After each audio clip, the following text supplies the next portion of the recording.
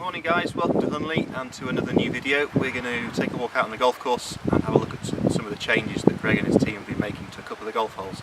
So come on, let's go and take a look. Okay, so here we are on Morgan's Mound, and I'm stood where not long ago there was two humps and they've now gone. So the green hasn't actually changed here, it's more the area and the approach. And we're going to move back up the fairway and I'm going to show you how that's going to affect the way you actually play the hole. Okay, so I'm now stood in the fairway on Morgan's Mound. I've hit a good drive, a very good drive, and it's left me about 80-90 yards to the green. So previously, with the humps on the right hand side, I didn't really have much option other than to literally lift the ball in the air with maybe a sand iron and actually try and land it on the green and hope it stops. What's happened now is because the humps have gone, there's now more room to actually try and run the ball in, so a bit more of an old-fashioned shot that you used to play on links courses, maybe going back in time a bit more. You can apply that rule here and actually try and use the contours of the ground to run the ball up. So when this grass actually grows in properly for next season, that will be an option. If you happen to miss the fairway and you're down either side, you won't be able to do it as much. You'll go back to having to lift the ball. But if you hit a good drive or maybe then a good second shot into this area, you'll have the option of either lifting the ball onto the green or getting out something like an 8-iron like I've got here, and we're going to try and actually run the ball along the ground.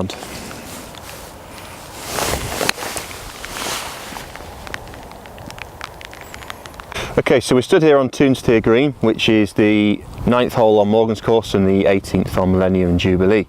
So Toons has been a bit of a problem for a while. The namesake gives it away. There's a great big tier in the middle of the green.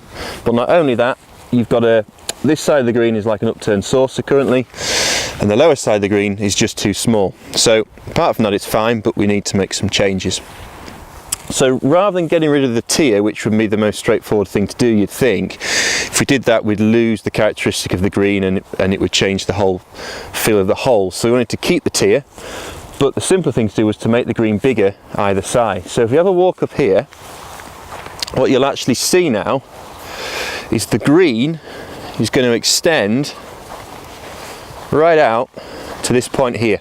Okay, so the old dell that we had, that's actually gone.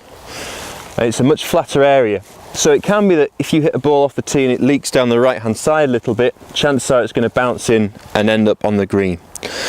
This bigger area gives us more flag placements as well, so there's a bit more variation. The flag often ended up just being on top of the ridge here, whereas now we can use all this area for flag placements. So that's this side. If we then walk down to the lower side, so again the tier's not changing, that's still here. You'll notice on the lower side the second bunker's gone, the old captain's bunker, so we need to find a new home for that. This will now be green as well.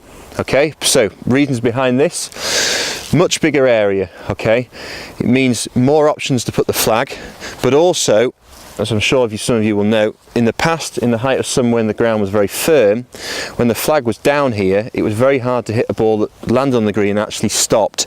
It often ran through onto the banking there. So there's now more room to actually land the ball and more room to place the flag, so that will all work for us.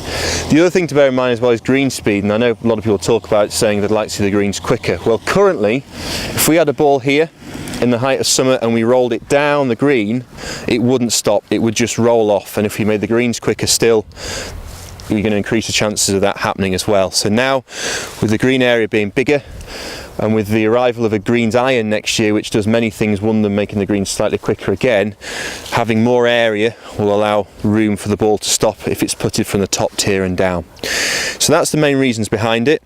Greg and the guys have got on with it really quickly in this October, which is great news, and it's now got the rest of the winter to hopefully bed down, and we'll hopefully see this new green in play come the start of next season.